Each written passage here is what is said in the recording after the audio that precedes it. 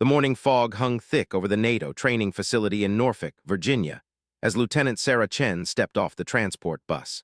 Her boots hit the gravel with a soft crunch that barely registered above the sound of diesel engines and shouted commands echoing across the compound. At 5'4" and weighing barely 130 pounds, she looked more like a college student than a military officer. The other trainees towered over her, their broad shoulders and muscled frames casting shadows that seemed to swallow her whole. "Look what they sent us," muttered Sergeant Peterson from the British SAS, his voice carrying the kind of casual cruelty that came naturally to men who had never been challenged. "Hope she's not expecting us to carry her gear when she can't keep up." The laughter that followed was sharp and cutting. Sarah's jaw tightened, but she kept her expression neutral. She had heard it all before, from the moment she graduated at the top of her class from West Point to her assignment with the 160th Special Operations Aviation Regiment. The whispers, the jokes, the betting pools on how long she would last. None of them knew what she had survived to get here. The training program was brutal by design. NATO's Advanced Special Operations course was where the best of the best came to prove they belonged among the elite. Green Berets, Navy SEALs, SAS operators, French Foreign Legion, German KSK commandos, they all gathered here to push their limits and learn from each other.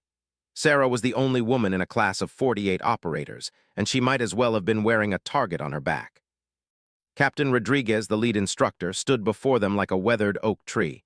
His voice carried the authority of someone who had earned his rank through blood and sweat rather than politics. "You think you're special because you made it here," he said, his eyes scanning each face.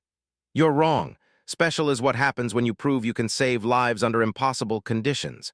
Half of you won't make it through the first week." The first challenge came before they even had time to settle into their quarters. A rope climb that stretched 30 feet into the Norfolk sky, with full gear weighing 60 pounds strapped to their backs. The rope was thick and rough, the kind that would tear skin from palms if you weren't careful. Sarah watched as the others approached it like conquering heroes, their confidence radiating from every movement. Peterson went first, his muscled arms pulling him up with mechanical precision. The French commando followed, making it look effortless. One by one they climbed, some faster than others, but all reaching the top with varying degrees of difficulty. When Sarah's turn came, the silence was different. It wasn't respectful attention, it was the quiet of predators waiting for prey to stumble. She approached the rope without fanfare, her hands finding their grip with practiced ease. What the others didn't know was that she had spent her childhood climbing trees in the mountains of Colorado, following her grandfather on hunting trips where falling meant more than embarrassment. It meant death. Her muscles, though smaller, were dense with years of conditioning that went beyond military training. Sarah began her ascent with steady, controlled movements. No wasted energy, no showing off, just efficient progress upward. Halfway up, she heard someone below mutter about how long she was taking. At the 20-foot mark, her breathing was still controlled, her grip still secure. When she reached the top, there was no celebration, no acknowledgement from below. She had simply done what was required. The real test came during the combat simulation that afternoon. Teams of 4 were assigned to navigate a mock village filled with civilian actors and hidden threats. The objective was simple: extract a high-value target without civilian casualties while under enemy fire. Sarah found herself paired with 3 men who had made it clear they considered her a liability.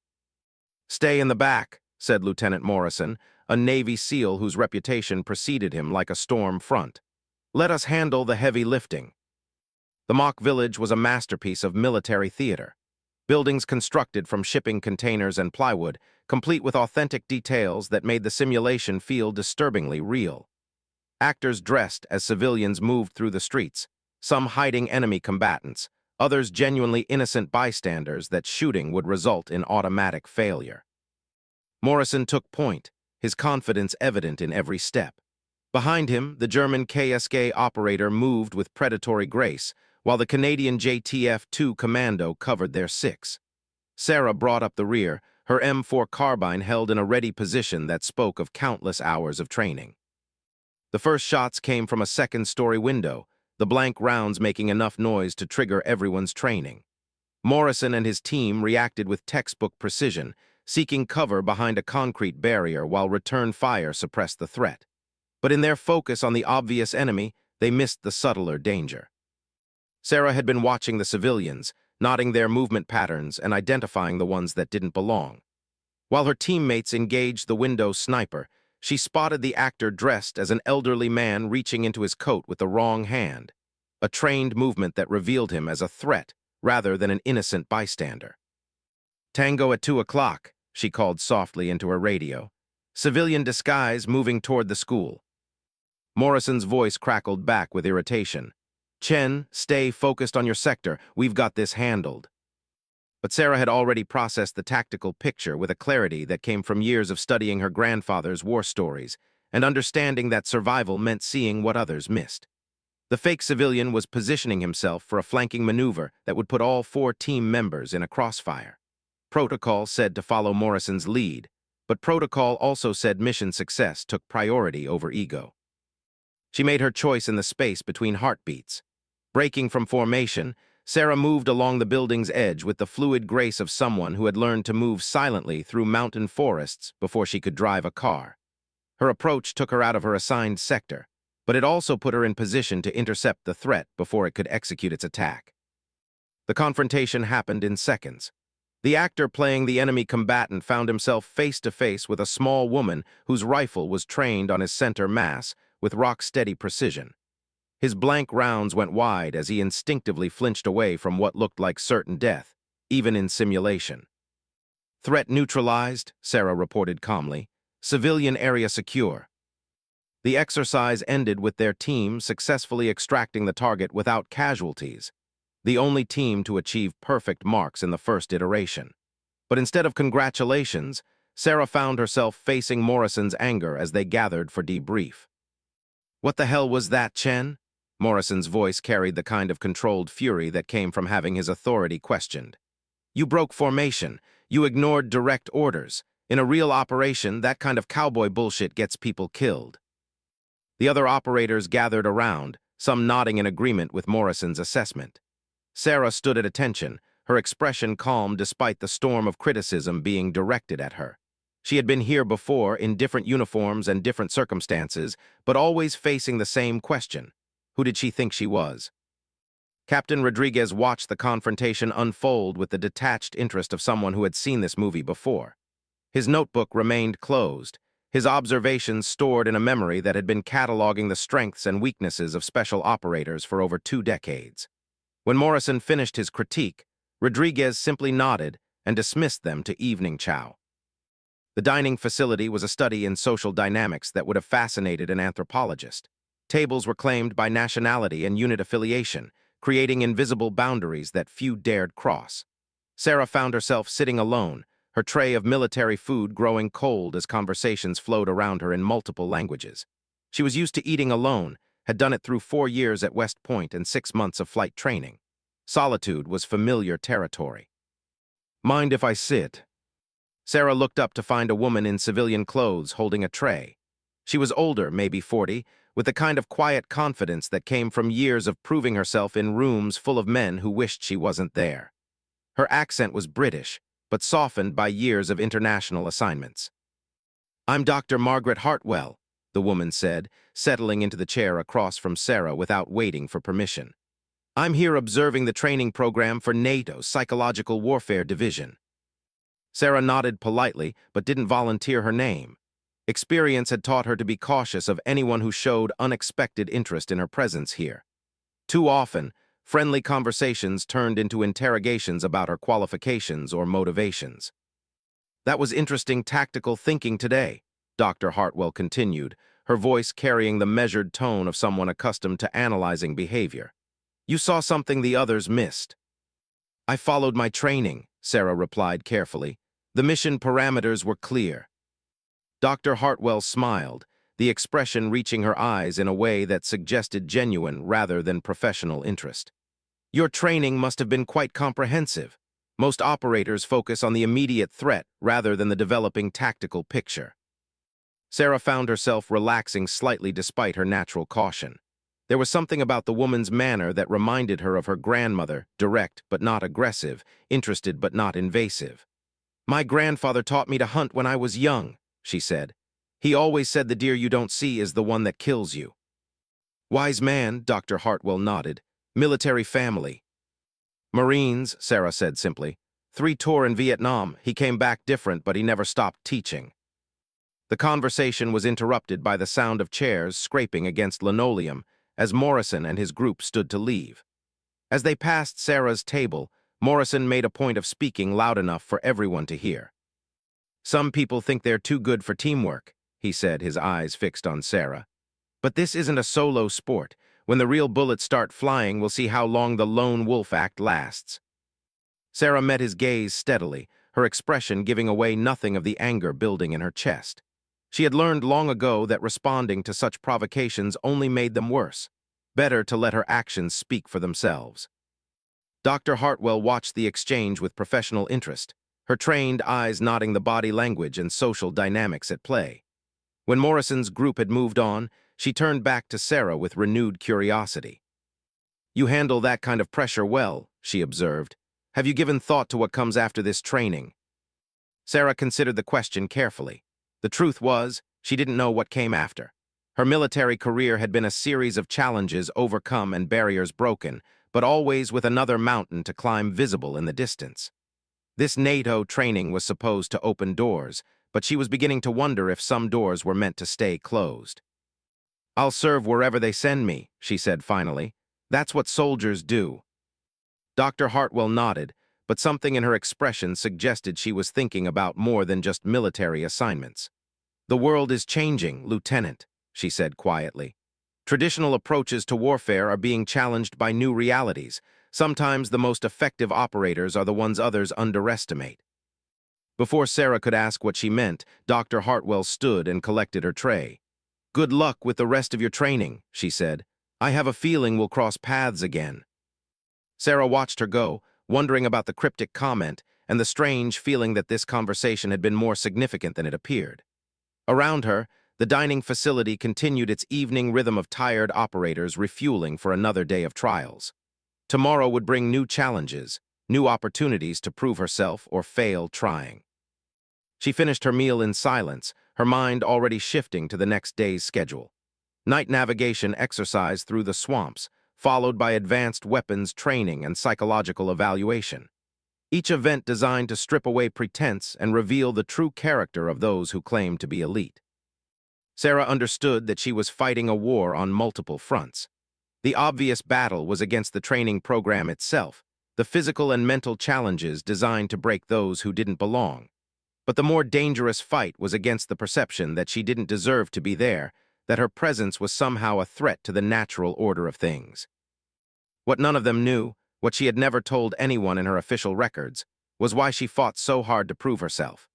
The tattoo hidden beneath her uniform told a story of loss and redemption that had shaped every decision she had made since she was 19 years old. But that story would have to wait for someone worthy of hearing it. For now, she was just another trainee trying to survive NATO's crucible. Tomorrow would test whether the mountain girl from Colorado had what it took to stand among the elite, or if the critics were right about her being out of her depth.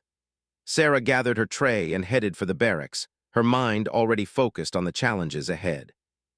The swamp stretched out before them like a living nightmare, its dark waters reflecting the pale light of a crescent moon. Sarah adjusted her night vision goggles and checked her compass for the third time in 10 minutes. The exercise was simple in concept. Navigate 5 miles through the Norfolk wetlands to reach a designated extraction point, avoid the hunter teams equipped with paintball weapons, and arrive before dawn. Simple, but not easy. She could hear the others moving through the water somewhere behind her, their progress marked by the occasional splash or muffled curse when someone stepped into a deeper hole than expected. The smart ones had spread out immediately upon insertion, understanding that staying together would make them easier targets for the instructors playing the role of enemy forces. Sarah had gone even further, choosing a route that took her away from the obvious paths through the swamp. Her grandfather's hunting lessons served her well here, teaching her to read the landscape like a book written in mud and vegetation. She moved with patience that came from childhood hours spent motionless in deer blinds, waiting for the perfect shot. The first hunter team found Morrison's group at the 2-mile mark. Sarah heard the distinctive pop of paintball guns echoing across the water, followed by shouted commands and the thrashing of men trying to move quickly through knee-deep muck. She paused in her movement, using the distraction to plot a course around the contact area while the instructors processed their captures. What separated Sarah from most of her fellow trainees wasn't just her ability to move quietly through difficult terrain. It was her understanding of patience as a tactical weapon. While others pushed forward with aggressive determination, she took time to observe and understand the environment she was moving through. The swamp had its own rhythm, its own patterns of sound and movement that could either hide her or betray her depending on how well she listened. A great blue heron took flight from the reeds 30 yards to her left, its massive wings beating slowly as it sought a quieter fishing spot. Sarah froze instantly, recognizing the bird's alarm as a warning that something else was moving through its territory. She lowered herself deeper into the water, feeling the cold mud seep through her uniform as she became one with the landscape. The hunter team passed within 10 feet of her position, their night vision equipment scanning systematically, but missing her motionless form among the cattails. She counted their breathing, timed their movement pattern, and waited until they were well past before continuing her own advance toward the objective. By the 3-mile point, Sarah had developed a clear picture of the exercise's design. The instructors were using standard military tactics, setting up checkpoints at the most obvious crossing points, and relying on their equipment advantage to catch trainees who moved too quickly or too carelessly. But they were thinking like soldiers fighting soldiers, not like hunters tracking prey. Sarah's route took her through the deepest part of the swamp, where the water reached her chest and the bottom was soft enough to muffle any sound her boots might make. It was slower than the direct route and significantly more uncomfortable, but it kept her well away from the areas where hunter teams were likely to patrol. She reached the extraction point 40 minutes before dawn, the first trainee to arrive despite taking the longest route. The instructor manning the checkpoint looked surprised to see her emerging from the deep swamp like some kind of wetland ghost, her uniform caked with mud and her gear still perfectly operational despite the challenging conditions. "Time logged," the instructor said, making a note on his clipboard. "How many hunter teams did you encounter?" "None," Sarah replied simply. The instructor raised an eyebrow. "None? That's interesting. They're reporting 17 captures so far, including some operators who were considered favorites to complete this exercise." Sarah said nothing, understanding that her performance spoke for itself. She found a dry spot near the extraction point and settled in to wait for the others, using the time to clean her weapon and check her equipment. The morning sun was beginning to filter through the trees when the next trainee arrived, a German KSK operator who looked like he had fought his way through the entire swamp. "How the hell did you get here so fast?" he asked, speaking in accented English as he wrung swamp water from his sleeve. "I didn't go fast," Sarah replied. "I went smart." The debriefing session that afternoon revealed the full scope of the exercise's results. Of the 48 trainees who started the navigation course, only 12 had reached the extraction point without being captured. Sarah's time was the best by nearly an hour, and she was the only trainee to avoid all contact with hunter teams. Captain Rodriguez stood before the assembled group, his expression unreadable as he reviewed the night's performance statistics. "This exercise was designed to test your ability to think beyond conventional tactics," he said. "Most of you approached it like a race, trying to reach the objective as quickly as possible. You forgot that sometimes the longest route is the shortest path to success." Morrison's hand shot up. "Sir, some of us were working as teams, trying to support each other through the exercise. Individual success doesn't mean much if you leave your teammates behind." Rodriguez nodded thoughtfully. "An excellent point, Lieutenant Morrison. Teamwork is indeed crucial in special operations, but so is individual competence. A team is only as strong as its weakest member, and sometimes that member needs to be able to operate independently to ensure mission success." The rest of the day's training focused on close-quarters combat, the kind of room-clearing techniques that had been refined through decades of urban warfare. Sarah found herself paired with different teammates as the exercises rotated, each partnership revealing new aspects of the social dynamics within the training group. Some of her partners worked with professional efficiency, treating her as just another operator whose job was to help accomplish the mission. Others made their skepticism obvious through pointed comments about her size, her speed, or her ability to handle the physical demands of breaching doors and clearing rooms filled with hostile targets. The British SAS Sergeant, Peterson, fell into the latter category. When they were paired for a hostage rescue simulation, he made his feelings clear from the beginning. "Look, love," he said, his tone carrying the kind of condescending friendliness that was somehow worse than open hostility. "This isn't about being politically correct or giving everyone a chance. Real hostages die when the team isn't operating at full capacity. Maybe you should consider whether you're helping or hurting the mission." Sarah met his gaze steadily. "Maybe you should worry about your own performance instead of mine." The simulation was a classic scenario. Armed terrorists holding civilian hostages in a 3-room apartment complex with multiple entry points and unknown threat positions. Sarah and Peterson were assigned to clear the back rooms while another team handled the primary assault. Coordination and timing would be critical to ensure hostage safety. Peterson insisted on taking point, his larger frame filling the doorway as they prepared to breach the first room. Sarah positioned herself to provide immediate backup, her weapon ready to engage any threats that might appear in Peterson's blind spots. The breach was textbook perfect: explosive charge, immediate entry, systematic clearing of corners and potential hiding spots. But Peterson's focus on demonstrating his own competence caused him to miss something crucial.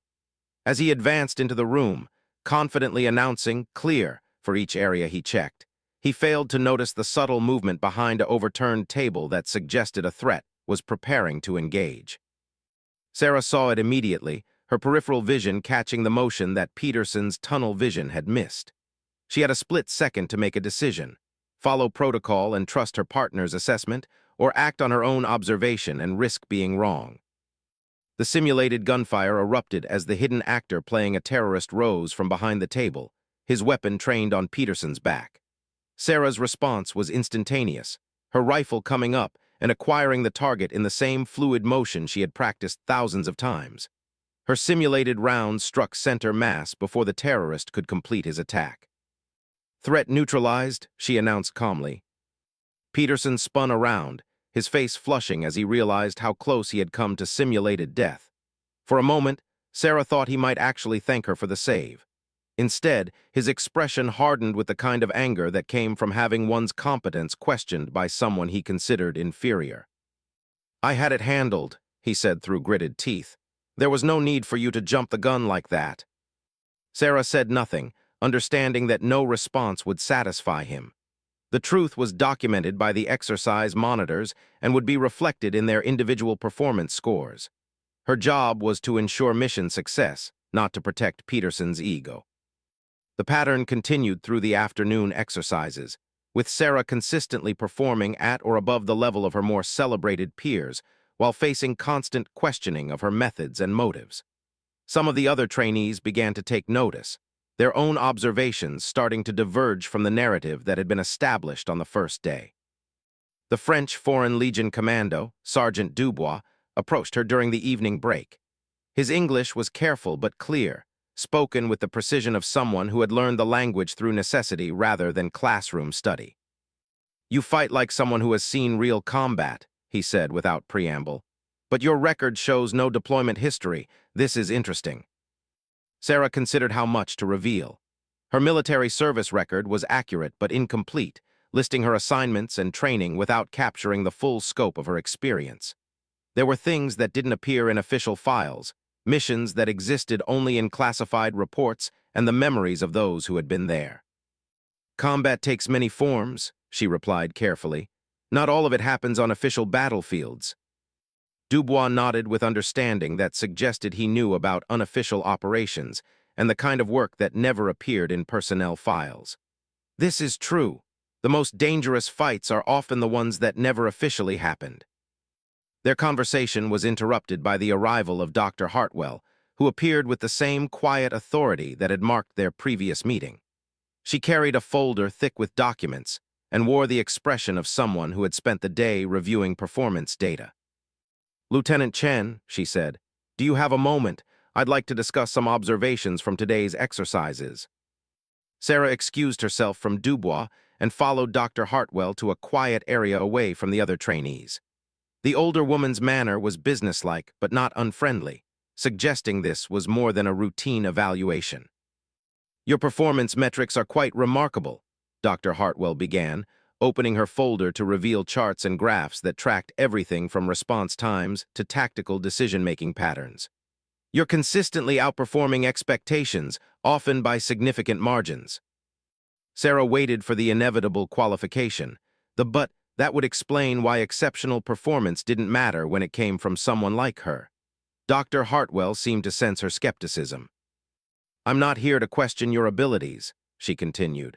"Quite the opposite, actually. I'm here because certain people have taken notice of your potential for specialized assignments that go beyond conventional special operations." "What kind of assignments?" Sarah asked. Dr. Hartwell glanced around to ensure they weren't being overheard, then leaned forward slightly. "The kind that require someone who can operate in environments where traditional special operations forces would stand out. Someone who can blend into civilian populations, adapt to unexpected situations, and accomplish objectives without leaving fingerprints that lead back to official government involvement." Sarah felt a chill that had nothing to do with the evening air. She had heard whispers about such programs during her time at Fort Bragg, rumors of operations that existed in the shadows between military and intelligence work. "You're talking about black operations." "I'm talking about necessary operations," Dr. Hartwell corrected gently. "The world is changing, Lieutenant. Our enemies are adapting faster than our conventional forces can respond. We need operators who can think outside traditional parameters and function effectively in ambiguous situations." The offer hung in the air between them like smoke from a distant fire. Sarah understood that this conversation would change everything if she allowed it to continue. There would be no going back to normal military service, no routine assignments or predictable career progression. But there would also be the chance to use her skills for something that mattered, to prove herself in ways that transcended the politics and prejudice of conventional military culture. "Why me?" she asked. Dr. Hartwell smiled, the expression carrying a mixture of professional assessment and personal respect. "Because you understand that success isn't about fitting in or meeting other people's expectations. You've spent your entire career proving that conventional wisdom can be wrong. That's exactly the kind of thinking we need." Sarah thought about the long road that had brought her to this moment. The challenges overcome, the barriers broken, the constant fight to prove she belonged among the elite. All of it had led to this conversation with a woman who seemed to understand that being different wasn't a weakness to overcome, but a strength to leverage. "What would be required?" she asked. "Complete this training first," Dr. Hartwell said. "Prove that you can not only survive but excel in this environment. After that, if you're interested, we can discuss the specifics of what comes next." Sarah nodded slowly, understanding that she was standing at a crossroads that would determine the direction of her entire future. Behind her, she could hear the other trainees discussing the day's events and speculating about tomorrow's challenges. They were focused on surviving the program and earning their place among the special operations community. But Sarah was beginning to realize that her path might lead somewhere entirely different, to a world where her unique combination of skills and perspective would be valued rather than questioned. The thought was both exciting and terrifying in ways that traditional military service had never been. The stress test began at 400 hours with the sound of flashbang grenades exploding outside the barracks. Sarah rolled from her bunk, already reaching for her gear, muscle memory taking over before her conscious mind had fully processed the situation.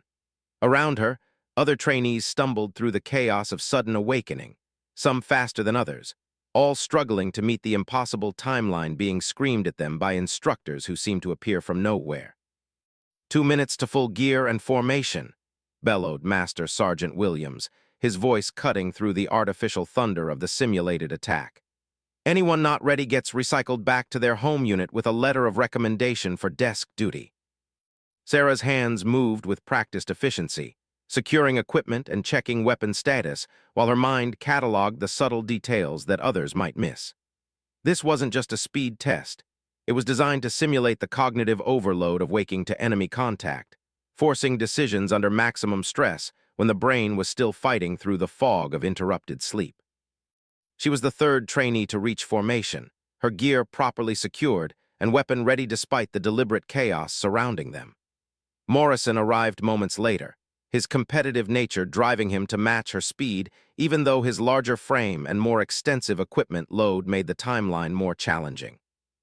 The day that followed was designed to break them systematically, each challenge building on the last, until exhaustion and stress began to strip away the facades that people constructed to hide their true character. Physical endurance, mental agility, emotional control, all were tested in ways that made previous training seem gentle by comparison. The first event was a 12-mile forced march through terrain that seemed designed by someone who hated soldiers.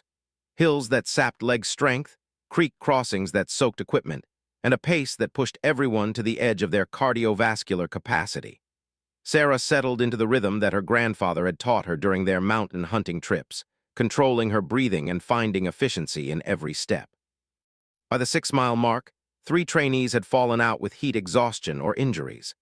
By mile 10, the formation had stretched into a ragged line of individual struggles against personal limitations. Sarah maintained her position near the front, her smaller size actually becoming an advantage as others began to feel the cumulative weight of their gear and equipment. Morrison was suffering, his face flushed and his breathing labored, but his pride kept him pushing forward even as his pace gradually slowed. Peterson had fallen back to the middle of the formation, his earlier confidence replaced by the grim determination of someone discovering that reality didn't match his self-image. "How the hell are you still looking fresh?" gasped the Canadian JTF-2 operator, whose name Sarah had learned was Thompson. He had drawn alongside her during a brief rest stop, his gear dark with sweat while hers remained relatively dry. "It's not about being stronger," Sarah replied quietly. "It's about being smarter. Fighting the mountain makes you weak, working with it makes you strong." Thompson nodded with the understanding of someone who recognized wisdom when he heard it. "Your grandfather teach you that." "Among other things," Sarah said, adjusting her pack straps with movements that spoke of long practice in uncomfortable places. The march was followed immediately by weapons training under stress, forcing them to demonstrate marksmanship skills while their hands shook from exhaustion and their hearts hammered against their ribs. Sarah's scores remained consistent despite the physical demands, her shooting fundamentals so deeply ingrained that fatigue couldn't disrupt them. Others weren't so fortunate. Morrison's groupings opened up significantly, his shots scattering across the target face as he struggled to control his breathing and maintain sight alignment. Peterson's performance degraded even more dramatically, his frustration with his declining accuracy creating a negative feedback loop that made each shot worse than the last. "The weapon doesn't care how tired you are," commented the range instructor, a grizzled warrant officer whose ribbons told stories of conflicts most people only read about in history books. "The enemy doesn't care how long you've been awake. Excellence is a standard that doesn't adjust for circumstances." The afternoon brought psychological evaluation disguised as team-building exercises, scenarios designed to reveal how individuals responded to leadership challenges and moral dilemmas. Sarah found herself appointed as team leader for a simulated prisoner of war interrogation, responsible for extracting information while maintaining ethical boundaries and keeping her team focused on the mission. Her assigned teammates included Morrison and Peterson, both of whom made their skepticism about following her leadership abundantly clear through body language and barely concealed eye rolls. The scenario was complex. They had captured an enemy operative who might have information about an imminent terrorist attack, but traditional interrogation methods had proven ineffective. "This is simple," Morrison said during their planning phase. "We increase the pressure until he talks. Time is running out and people will die if we don't get this information." Peterson nodded in agreement. "She's right. Sometimes you have to choose between being nice and saving lives. I vote we do whatever it takes." Sarah studied the psychological profile of their target, noting details that her teammates seemed to be overlooking in their rush toward aggressive solutions. The subject was a university professor from Eastern Europe, captured while meeting with known terrorist contacts, but claiming to be conducting research for an academic paper on radical ideologies. "Look at his background," she said, pointing to specific details in the file. "This isn't a hardened operative. He's an intellectual who got in over his head. Pressure will make him shut down, not open up. We need to approach this differently." "Time's wasting," Morrison replied impatiently. "While we're sitting here psychoanalyzing him, innocent people could be dying." Sarah made her decision with the same calm certainty that had guided her through every challenge of the training program. "You're right about time being critical. That's why we're going to do this smart instead of hard." Her approach was based on understanding rather than intimidation. Instead of treating the subject as an enemy to be broken, she engaged him as a fellow intellectual who had made poor choices and now had an opportunity to prevent tragedy. She spoke to him in the academic language he understood, framing cooperation as a scholarly obligation rather than submission to authority. The breakthrough came when Sarah recognized subtle cultural cues in the subject's responses, adjusting her questioning technique to match his communication style rather than forcing him to adapt to American interrogation methods. Information began flowing as the professor realized he could maintain his dignity while still providing what was needed to prevent the simulated attack. Morrison and Peterson watched with growing amazement as their target volunteered details that aggressive questioning had failed to extract.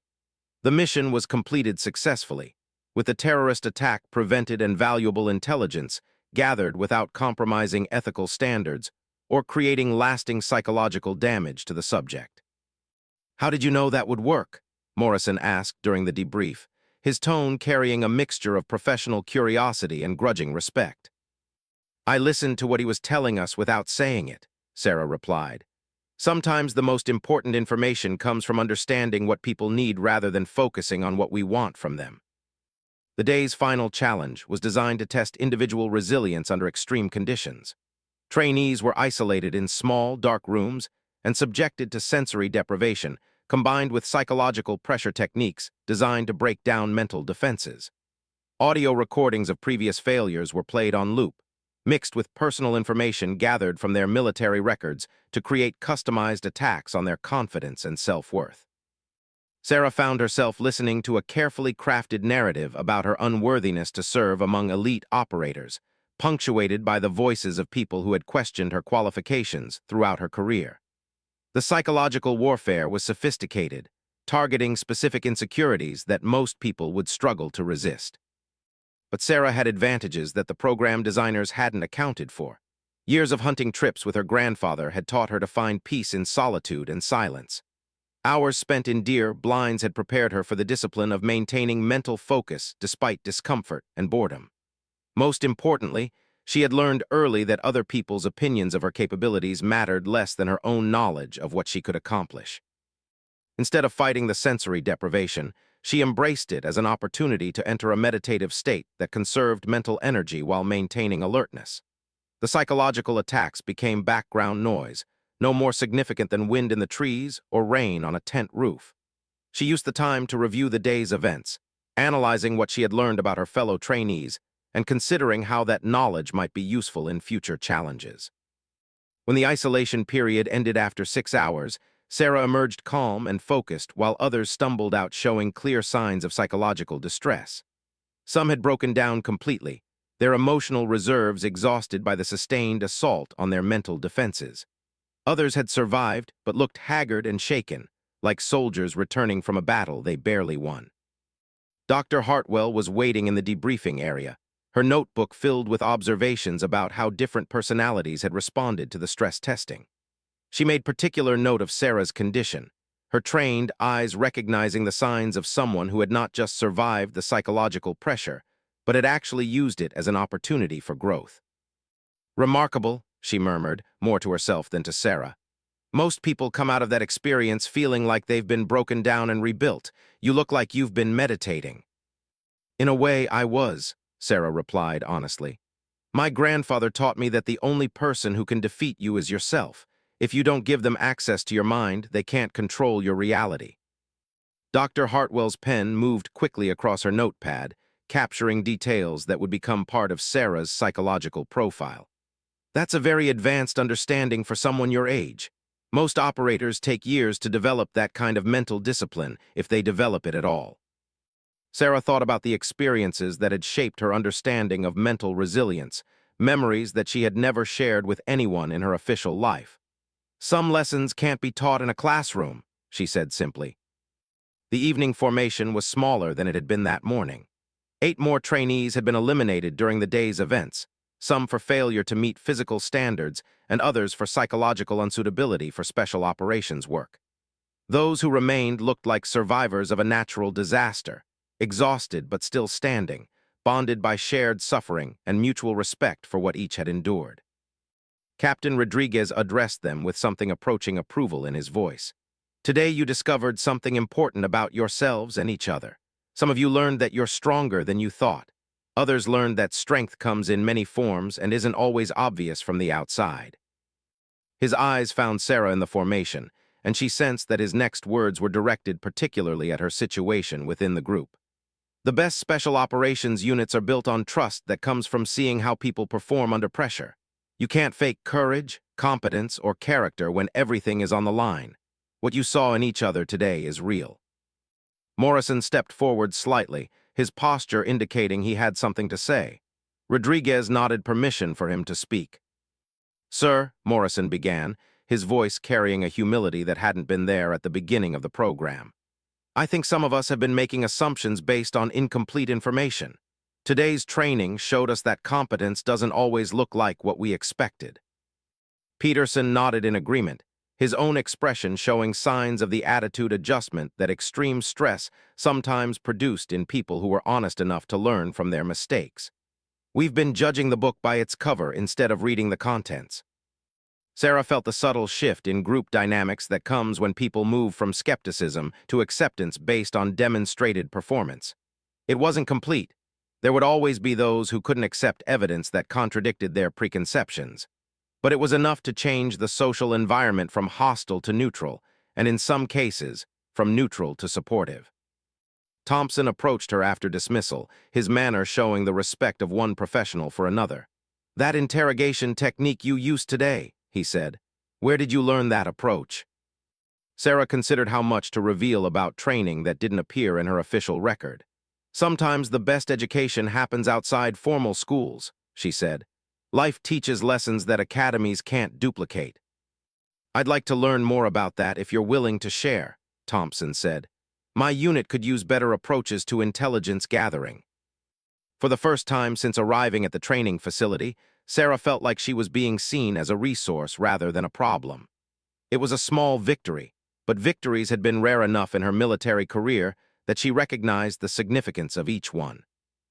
The final week of training brought challenges that went beyond anything they had faced previously. Real-world scenarios based on actual classified operations, with consequences that extended beyond individual grades or program completion. Sarah found herself part of a joint task force assigned to plan and execute a complex hostage rescue mission in a simulated embassy compound that had been constructed to match actual intelligence from recent terrorist incidents. The briefing room was thick with tension as Captain Rodriguez outlined the scenario.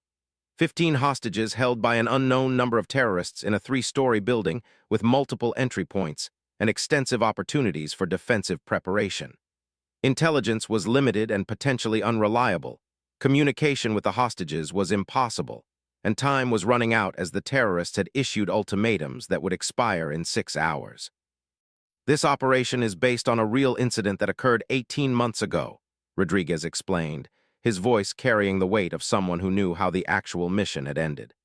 "The assault team had one chance to get it right. Failure meant dead hostages and international political consequences that would last for years." Sarah studied the building plans and intelligence reports with the same methodical attention to detail that had served her throughout the training program. But this time, she was seeing patterns and possibilities that went beyond the conventional special operations approach that most of her teammates were developing.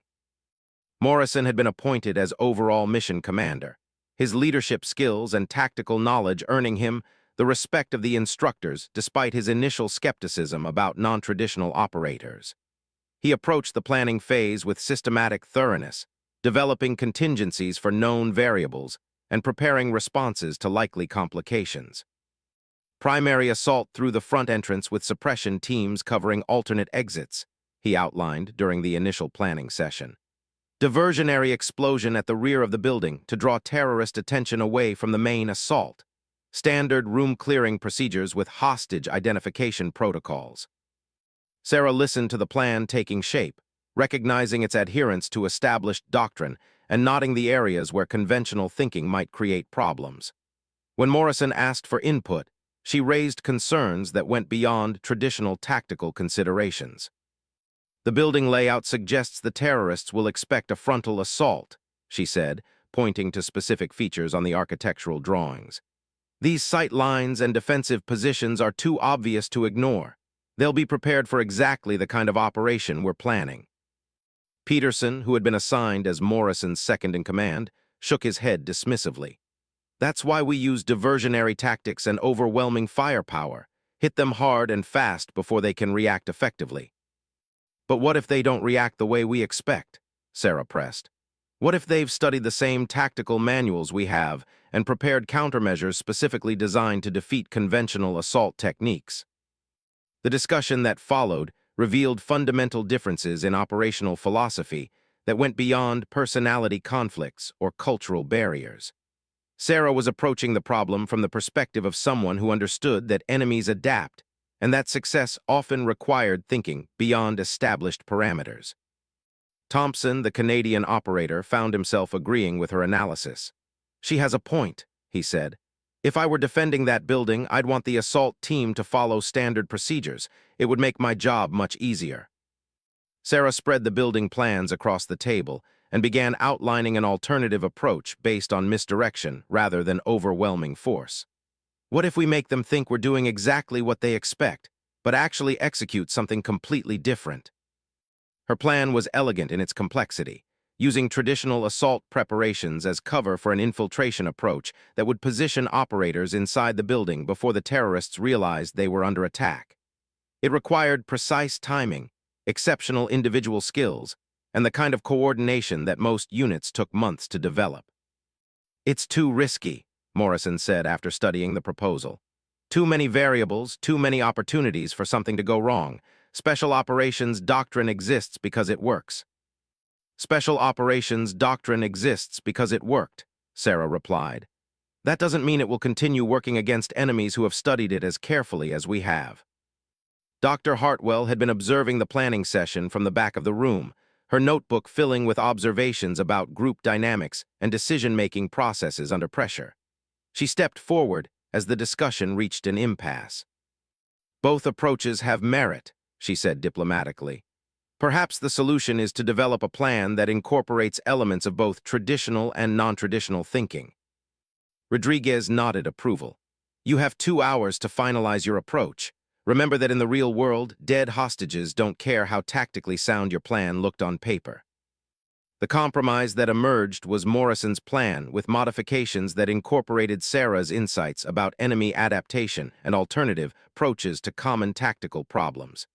It wasn't perfect, and it satisfied neither the traditionalists who wanted overwhelming force, nor the innovators who wanted complete departure from established doctrine. But when the mission began, it became clear that Sarah's concerns about enemy preparation had been well-founded. The terrorists had indeed prepared for conventional assault tactics, positioning their defenses and planning their responses around the assumption that special operations forces would follow standard procedures. The diversionary explosion at the rear of the building triggered exactly the response that Morrison's plan had predicted, drawing terrorist attention away from the primary assault route. But instead of using that distraction for a frontal assault, Sarah's infiltration team was already moving through secondary access points that the enemy hadn't considered worth defending. Sarah found herself leading a 2-person element through a utility corridor that connected to the building's ventilation system, a route that existed on the architectural plans but wasn't obvious from external observation. Her partner was Dubois, the French Foreign Legion operator whose experience in unconventional warfare made him ideal for the kind of improvised tactics that the mission required. They moved through the building's infrastructure like ghosts, using maintenance passages and service areas to position themselves near the hostages without alerting the terrorists to their presence. Sarah's childhood experience exploring abandoned buildings and natural cave systems served her well in navigating the unfamiliar passages, while Dubois provided the tactical expertise needed to coordinate their actions with the larger operation. The breakthrough came when they positioned themselves directly above the room where most of the hostages were being held. Through gaps in the ventilation system, Sarah could see the terrorists' positions and count their weapons while monitoring their radio communications through equipment that Dubois had modified for intelligence gathering. 3 tangos in the main hostage room, she whispered into her radio. 2 with assault rifles positioned to cover the primary entrance, one with explosives who appears to be preparing something near the hostages. Morrison's voice crackled back with controlled urgency. Can you engage from your position? Sarah studied the tactical picture with the same careful analysis that had characterized her performance throughout the training program. The explosive device being prepared by the third terrorist posed an immediate threat to hostage safety, but engaging from their concealed position would reveal their presence and potentially trigger the very scenario they were trying to prevent. Negative on direct engagement, she replied, but we can create an opportunity for you if the timing is perfect. What followed required the kind of split-second coordination that separates successful special operations from tragic failures. Sarah and Dubois used their concealed position to create a distraction that drew the terrorists' attention away from their defensive positions at exactly the moment when Morrison's assault team breached the primary entrance. The engagement lasted less than 30 seconds, but those seconds contained the culmination of everything they had learned during weeks of training. Precision shooting, tactical movement, hostage identification, and threat neutralization all executed under maximum stress with zero margin for error. When the smoke cleared, all 15 hostages were alive and uninjured. All 3 terrorists had been neutralized without causing collateral damage to the building or creating political complications that would affect international relations. The mission was a complete success by every measurable standard. But more important than the tactical victory was the recognition that success had required the integration of different approaches and perspectives. Morrison's conventional planning had provided the foundation, while Sarah's innovative thinking had identified the weaknesses that enemies would exploit and developed countermeasures that traditional doctrine didn't address. Outstanding work, Rodriguez said during the debrief. This is what joint operations should look like, different perspectives combining to create solutions that none of you could have developed individually. Morrison approached Sarah after the formal debrief, his expression showing something that might have been apology mixed with professional respect. I owe you an acknowledgement, he said. Your approach saved lives today. I was wrong to dismiss it as untested theory. Your foundation made my modifications possible, Sarah replied diplomatically. Neither approach would have worked without the other. Peterson joined the conversation, his own attitude showing the transformation that comes from seeing theoretical prejudices proven wrong by practical results. Where did you learn to think like that? He asked. That kind of tactical innovation isn't taught in any school I know about. Sarah considered how much to reveal about the experiences that had shaped her approach to problem solving. Sometimes the best preparation for unusual challenges comes from unusual experiences, she said. Life teaches lessons that formal education can't duplicate. Dr. Hartwell had been documenting the mission's execution with particular attention to leadership dynamics and decision-making processes. She approached Sarah as the group began to disperse, her notebook filled with observations that would become part of official recommendations about program modifications and personnel assignments. That was exceptional work, she said. Your ability to see beyond conventional parameters while still working within team structures is exactly what certain specialized units are looking for. Sarah understood that this conversation was leading toward the opportunity that Dr. Hartwell had mentioned earlier in the training program. What kind of specialized units? The kind that handle situations where conventional special operations forces would be inappropriate or ineffective, Dr. Hartwell replied carefully. Operations that require someone who can think creatively under pressure and adapt to circumstances that weren't covered in the planning phase. The offer was becoming more concrete, moving from hypothetical possibility to actual career decision. Sarah realized that this moment would determine not just her next assignment, but the entire trajectory of her military service and possibly her life beyond the military. What would be required, she asked. Additional training that goes beyond anything you've experienced here, Dr. Hartwell said. Psychological preparation for operations that exist in the gray areas between military action and intelligence work, and the understanding that once you enter that world, your career will follow paths that can't be predicted or controlled through traditional military channels. Sarah thought about the journey that had brought her to this point. The challenges overcome, the barriers broken, the constant struggle to prove herself worthy of opportunities that others took for granted. All of it had led to this conversation about joining a community where her unique combination of skills and perspective would be valued rather than questioned. The final graduation ceremony is tomorrow, Dr. Hartwell continued. After that, you'll have decisions to make about your future, but before you decide, there's something you should see, something that will help you understand what you'd be volunteering for. Sarah nodded, understanding that she was standing at the threshold of something that would change everything. Tomorrow would bring not just the end of her training program, but the beginning of a completely different kind of military career, one that operated in shadows and dealt with challenges that conventional forces couldn't address. The graduation ceremony took place in the same auditorium where Sarah had first been briefed about the NATO training program 8 weeks earlier. 27 trainees remained from the original 48, their faces showing the kind of quiet confidence that comes from surviving challenges that break lesser individuals.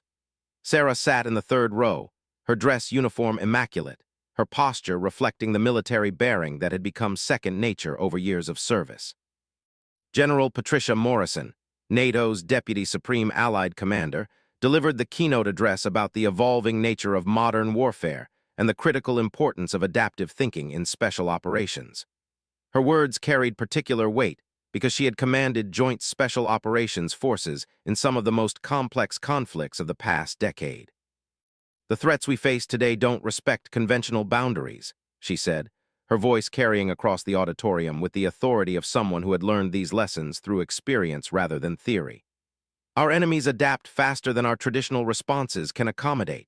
We need operators who can think beyond established parameters while maintaining the discipline and precision that defines special operations excellence." Sarah listened to the speech with growing understanding that these words were meant for her as much as for the group as a whole.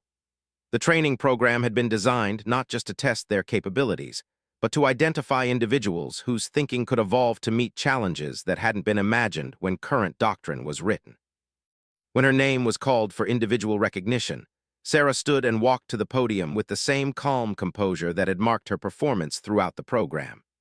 General Morrison shook her hand while presenting a certificate that acknowledged completion of the most demanding special operations training program in the NATO alliance.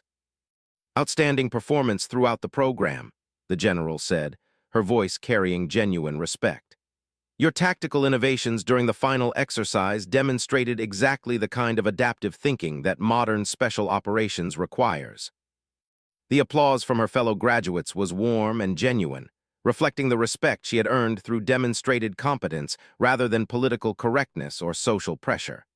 Morrison, Peterson, Thompson, and the others stood as they clapped, their appreciation based on shared understanding of what she had accomplished. But it was the presence of Commander James Mitchell in the audience that truly caught Sarah's attention. He sat in the front row wearing the dress uniform of a Navy SEAL, his ribbons telling stories of classified operations and extraordinary service. More importantly, he wore the insignia of someone assigned to the kind of special access programs that Dr. Hartwell had been describing. After the ceremony, Dr. Hartwell guided Sarah to a private meeting room where Commander Mitchell was waiting with a folder marked with classification stamps that indicated contents far beyond typical military documents. His presence transformed what had been a hypothetical discussion about future possibilities into a concrete decision about joining operations that existed in the classified world. "Lieutenant Chen," Mitchell said, rising to shake her hand, "I've been following your progress through this program with considerable interest. Dr. Hartwell has provided some fascinating insights about your capabilities and potential applications." Sarah understood that this meeting represented the culmination of everything that had happened during the training program. All of her performance evaluations, psychological assessments, and tactical innovations had been leading to this conversation about joining a community that operated beyond the boundaries of conventional military service. "Dr. Hartwell mentioned specialized assignments," Sarah said carefully. "I'd like to understand more about what that would involve." Mitchell opened his folder and extracted a photograph that made Sarah's breath catch in her throat. It showed a woman in civilian clothes standing in what appeared to be a European marketplace, but the woman's posture and situational awareness marked her as clearly military despite her appearance. More striking was the tattoo visible on her exposed shoulder, a ghost hawk in flight, rendered in black ink with details that spoke of professional artistry and personal significance. "Do you recognize this?" Mitchell asked, watching Sarah's reaction carefully. Sarah's hand moved unconsciously toward her own shoulder, where an identical tattoo lay hidden beneath her uniform. The ghost hawk had been inked into her skin 3 years earlier during a period of personal darkness that she had never discussed with anyone in her official military life. It represented a promise made to herself about never giving up, no matter how impossible the odds seemed. "Where did you get this photograph?" she asked, her voice steady despite the shock of seeing her most personal symbol on someone else's shoulder in what was clearly a classified operation. "The woman in this picture completed a mission 6 months ago that prevented a terrorist attack in Amsterdam," Mitchell replied. "She operated alone in hostile territory for 3 weeks, gathering intelligence that conventional assets couldn't access and executing operations that regular special forces couldn't accomplish without creating international incidents." Sarah studied the photograph more carefully, noting details that revealed the sophistication of the operation and the skill required to execute it successfully. "What happened to her?"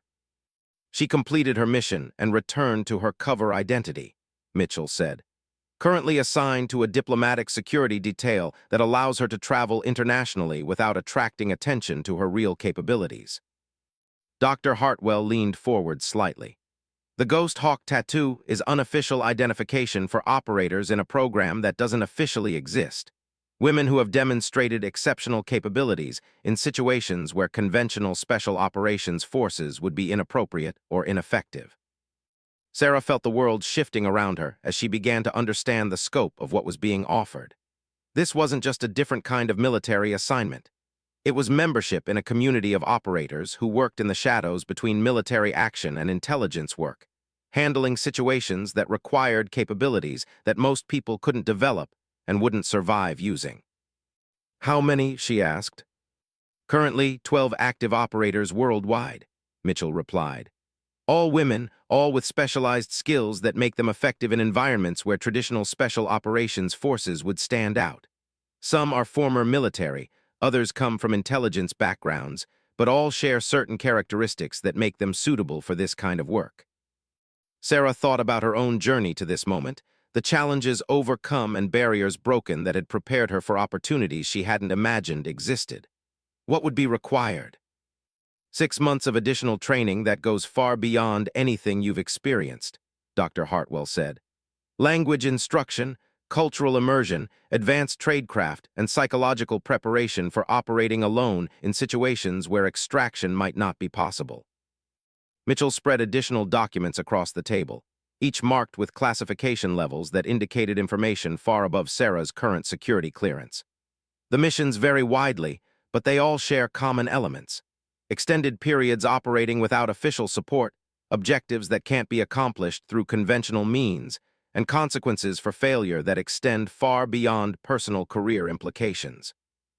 Sarah studied the documents, noting mission summaries that described operations in locations and situations that would have challenged the most experienced Special Forces units. But what struck her most was the pattern of success, the consistent achievement of objectives despite operating under conditions that would have been considered impossible by conventional standards. "Why the Ghost Hawk?" she asked, touching her shoulder where her own tattoo lay hidden. "Because ghosts can go anywhere without being seen," Mitchell replied. "And hawks see everything from a perspective that ground-based threats can't anticipate or counter. The combination represents the kind of operator who can function effectively in environments that would neutralize conventional forces." Dr. Hartwell added context that revealed her deeper understanding of the psychological aspects of the program.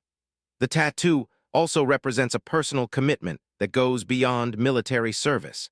Everyone who wears it has survived something that tested them beyond normal human limits and emerged stronger rather than broken." Sarah understood that this conversation had moved beyond professional opportunity into personal territory that touched on experiences she had never shared with anyone. The ghost hawk on her shoulder represented a promise made during the darkest period of her life, when military service had seemed like the only path forward from circumstances that had nearly destroyed her. "My grandfather was killed in a hunting accident when I was 19, she said quietly. "I was with him when it happened.